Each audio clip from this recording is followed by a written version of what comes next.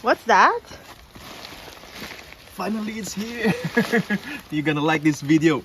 Pumice.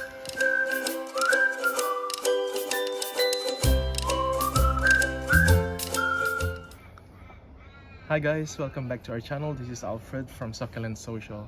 So finally we ordered pumice.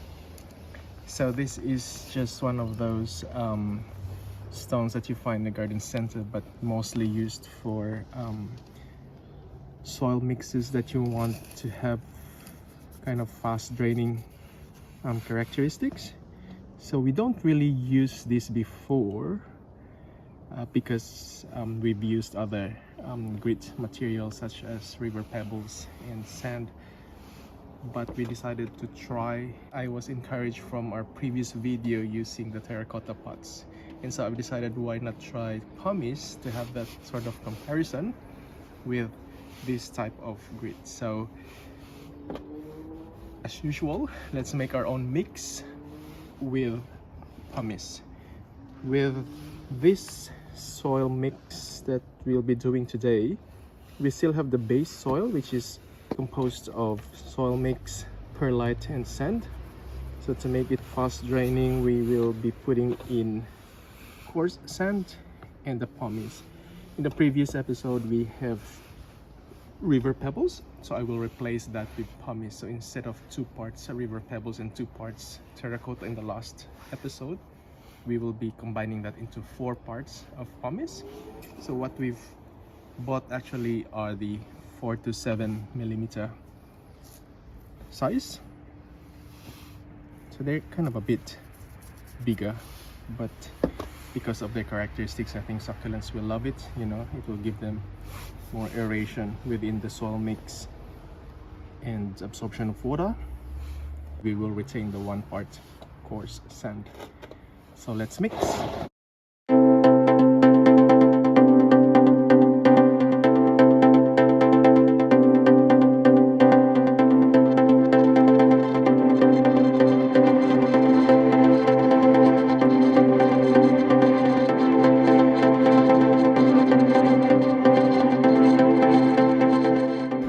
Our mix.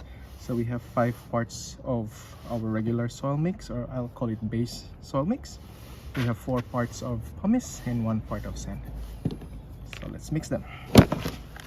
So here it is, our pumice succulent soil mix, and it is it's very unusual for me, guys. It's almost like I can't see the soil, the base soil mix anymore. But I reckon let's just trust the process, they say. So guys, last week Leslie and I went to a garden center and we've seen quite a number of succulents there that we don't really have at the moment. So we thought, or I thought, I can get some of those, and Leslie approved. So I have here 5 of those whole. So I have Tutti, frutti, a Laui, and 2 trumpet pinkies in different forms, pink form and a blue form, and the Taurus. So for this episode, we'll repot them in our pumice succulent soil mix, and we'll talk about more of each succulent. So let's try to start with Tutti frutti. So Tutti frutti, guys, is an Echeveria variety, and it's one of those ruffled succulents. This is still a very young Tutti frutti, but when it gets mature, all its ruffles will be very, very prominent. It has thick leaves. It's like shaped in a circular appearance, like when you view it from the top. I think the photo will show you how it looks like when it's mature.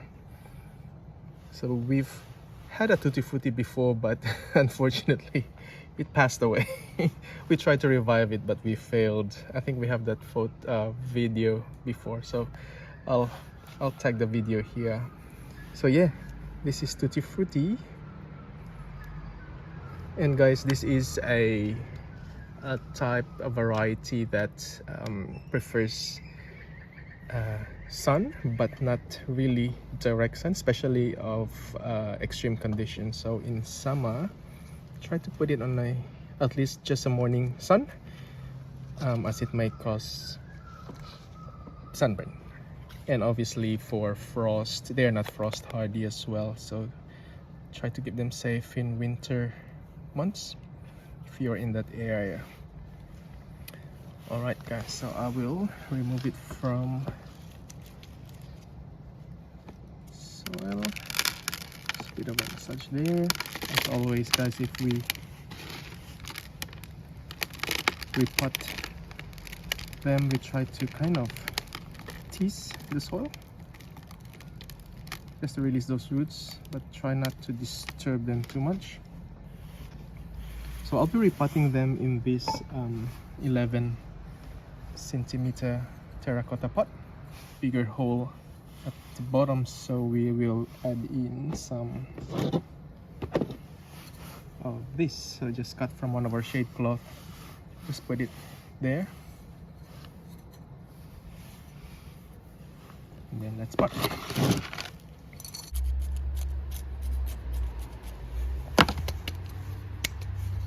Alright guys, here is Tutti Frutti in its new home. Alright guys, our next Echeveria to repot is this Trumpet Pinky, a pink form. These are cultivars.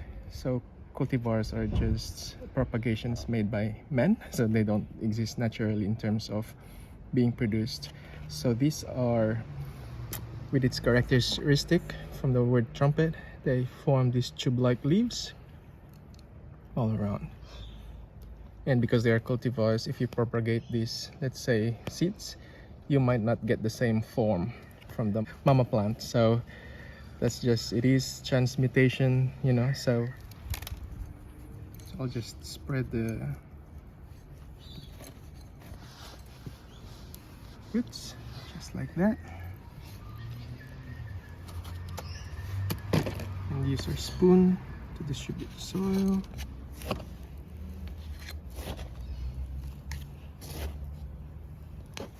Make a bit compact there.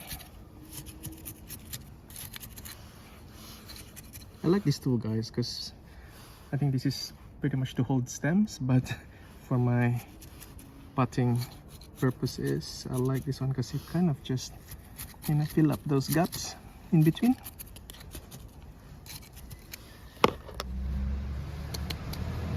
There, second pot guys is our third part guys, is Echeveria. Same thing, Trumpet Pinky, but this one is a blue form. So again, these are just, you know, transmutations, being it's a cultivar.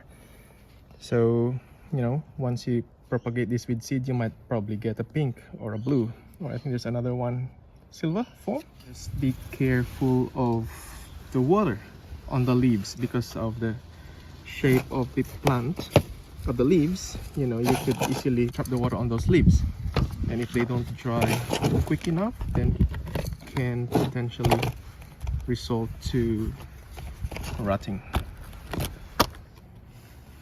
It has a bit of a long trunk here, so that means I have to bury that. Ooh, look at that. I paid 2 for 1 price. Look at that. I don't know where this come from. Is it a baby or from one of its trunk? It could be probably from here. There's like a mark. It could have snapped there, but I have 2 plants. Oh, that's awesome. All right, I'll probably plant the other one on the next, on another pot. These are plants that loves sun, not much on a direct sunlight on extreme conditions, but they thrive well on the summer and spring. But if it gets colder, just, you know, they're not really very good at frost. So if you have this in your garden, just watch out on those weather forecasts, given that they have very compact leaves. You know, Try to provide them some sort of good airflow. They don't like humid climates. There you go. Alright guys, our next Echeveria to repot is this Echeveria Taurus. This Taurus is still a small specimen here. You can see the typical mutation characteristic of this plant with those red tips. It almost looks similar like a Romeo, but I think this one has narrower leaves compared to a Romeo that has wider ones and more chubbier. This Taurus, guys, is another mutation. It's a cousin of Romeo. Mutation from their mama plant, which is the Echeveria corduroyi, which is this one. This is the naturally occurring mama plant corduroyi. So this will bear from its leaves, from its seed, that will mutate and will give the red color, which will give you Taurus, which will give you Romeo, which will give you the ebony and all those agavoides variations. So this is the Taurus. So let's repot this. This type of Echeveria is also very sensitive to overwatering, extreme conditions. So easy on the water. So that's why it's very good to have this sort of soil, because it's fast draining and they don't really retain too much water, and all these agavoides love that condition. So when it's really hot, guys, get your Taurus to a shaded area, or at least morning sun only. That prevents them from burning. And when it's rainy or winter, put them in a covered area as well. Shade cloth maybe, a frost cloth.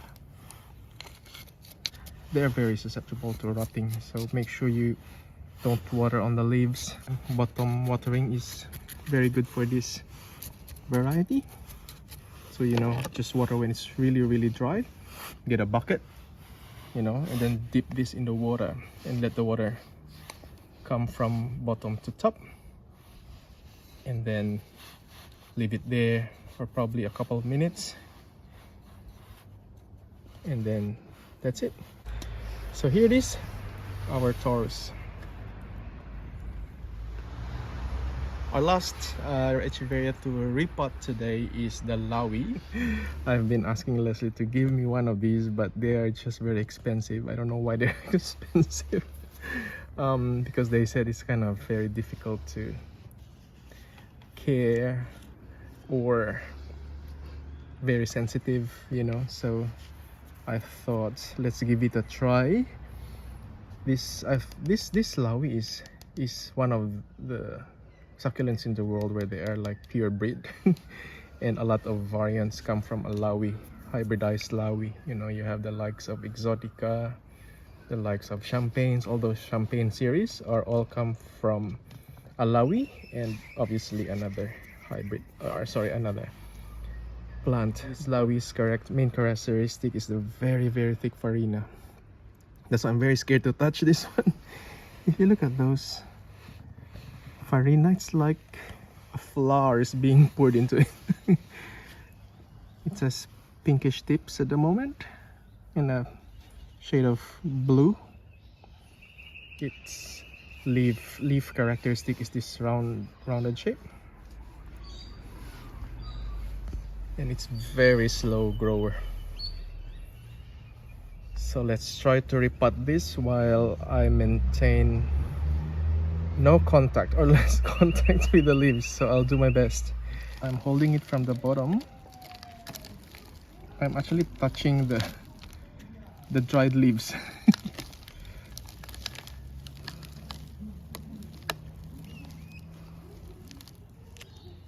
Oh, all right, look at that. There is a death plug. I'll try to break that. These are used by nurseries to grow their succulents in this plug, and it's supposed to kind of decompose as it grows. And this is where they live actually, or they propagate. This is where they spend their life growing within this plug, and then the roots will just come out of this death plug. So I'll try to break that up.